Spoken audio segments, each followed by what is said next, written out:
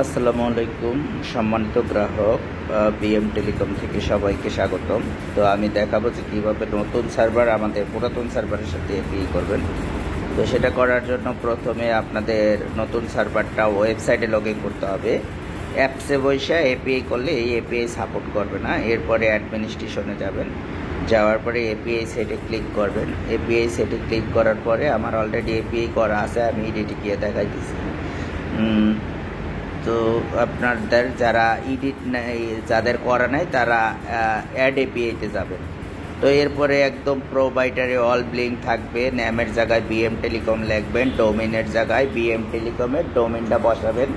এই যে এখানে লেখা আছে bmtelbd.com, এতটুকুই বসাবেন, আগে পরে কোনো কিছু HTTP বা স্ল্যাশের পরে কিছু দেবেন না। এরপরে বিএম টেলিকম থেকে আপনাকে একটা ইউজার নেম দেবে, এটা আমার ইউজার নেম আমি বসাইছি।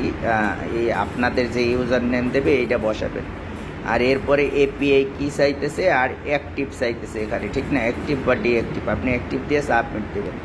তো সাবমিট দেওয়ার পরে এখন এখানে প্রশ্ন হইলো যে আপনি এপিআই কিটা কোথায় পাবেন।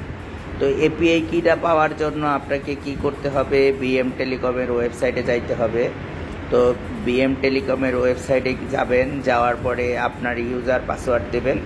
এরপরে বিএম টেলিকমের অ্যাডমিনের সাপোর্ট থেকে আপনাকে অ্যাক্সেস নিতে হবে ওয়েবসাইটে লগ ইন করার জন্য। তো এই যে আমাদের উপরে অ্যাড্রেস দেখা যায় bmtelbd.com, এই যে বারে। তো অথবা আপনাকে এপিআই সেট করার যে ভিডিও দেবে সেখানেও ডোমেন নাম থাকবে। তো এরপরে আপনারা কি করবেন, বিএম টেলিকমের অ্যাকাউন্ট ওয়েবসাইটে লগ ইন করার পরে মাই অ্যাকাউন্টে যাবেন, যাওয়ার পরে এই যে এপিআইতে যাবেন। এপিআইতে গেলে আপনাদের কাছে পিন চাবে, আপনারা পিন দিলে আপনার এইটা এখানে লগ ইন হবে। তো এরপরে আপনারা কি করবেন, এই যে খালি বক্সটা আছে, খালি বক্সে আপনার সার্ভারের যে ডোমেন নাম, ধরেন আপনি কুদ্দুস, আপনার সার্ভারের নাম কুদ্দুস টেলিকম বা কিছু যা কিছু হোক, আপনার একটা ডোমেন নাম আছে।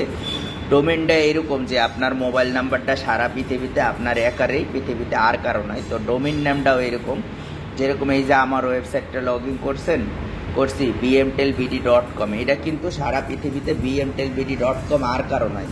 তো আপনারও এরকম একটা ডোমেন নাম আছে। আর আমি যে সার্ভারের সাথে এতক্ষণ এপিআই করা আপনাদের দেখাইলাম, অ্যাডমিন, যেরকম ওই অ্যাডমিনের আমার ডোমেন নাম হইলো এই যে new.bmtelbd.com, এটা এখানে অলরেডি সেট করা আছে।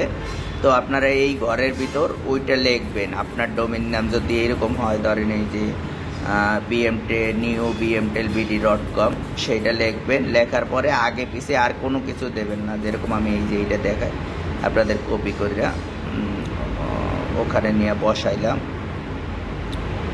তো এই যে বসানোর পরে এইটা টিক দেবেন, টিক দেওয়ার পরে সাবমিট দেবেন। আর এপিআই কিটা কোথায় পাবেন, এই যে উপরে এপিআই কি দেখা যায়, এটা এরকম কপি করে নিয়ে যাইয়া আপনার এই যে এপিআইয়ের যে কির ঘর আছে এখানে, এই এপিআইয়ের কির ঘরে আইনে এটা বসাই দিয়া আপনারা এরকম সাবমিট দেবেন।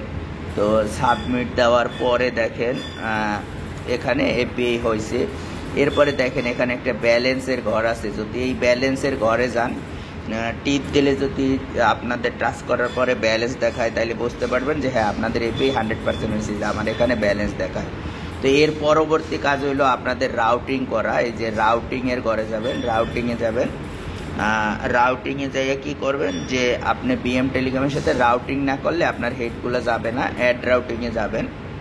তো অ্যাড রাউটিংয়ে যাওয়ার পরে এখানে টাইটেল আবার সেই ধরেন বিএম টেলিকমে আপনি দিলেন, বিএম টেলিকম।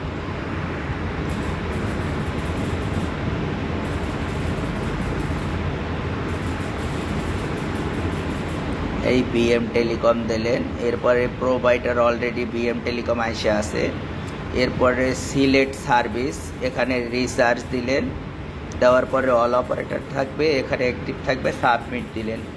এই একটা রাউটিং করলেন। আর একটা রাউটিং করা লাগবে, সেটাও আমি দেখাইতেছি। দ্বিতীয় রাউটিংয়ে যাবেন, যাওয়ার পরে হলো অ্যাড রাউটিং।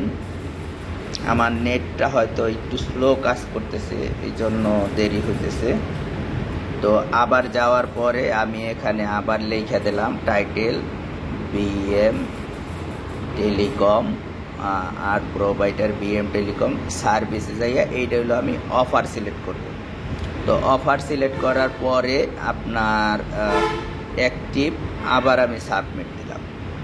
তো সাবমিট দেওয়ার পরে বিএম টেলিকমের এপিআইয়ের কাজ শেষ। এখন আমার সার্ভার থেকে আমি যদি রিসার্চ দিই তাহলে বিএম টেলিকমে এই সার্ভার থেকে রিসার্চগুলো যাবে এবং অটোমেটিক সাকসেস হবে। আর আরেকটা বিষয়, অনেকেই আপনার কিভাবে যে বিএম টেলিকমের প্যাকেজ যদি আপনি কপি না করেন তাহলে কিন্তু বিএম টেলিকমের রেগুলার প্যাকগুলো আপনার এখান থেকে যাবে না, ইনসাফিসিয়েন্ট ব্যালেন্স দেখাবে। সেক্ষেত্রে আমরা এই যে প্যাকেজ লিস্টে যাব, যাওয়ার পরে রেগুলার প্যাকেজে যাব। তো রেগুলার প্যাকেজে যাওয়ার পরে দেখেন এইটা এই অ্যাডমিন থেকে করতে পারবেন, অ্যাডমিন অ্যাপস থেকে পারবেন না।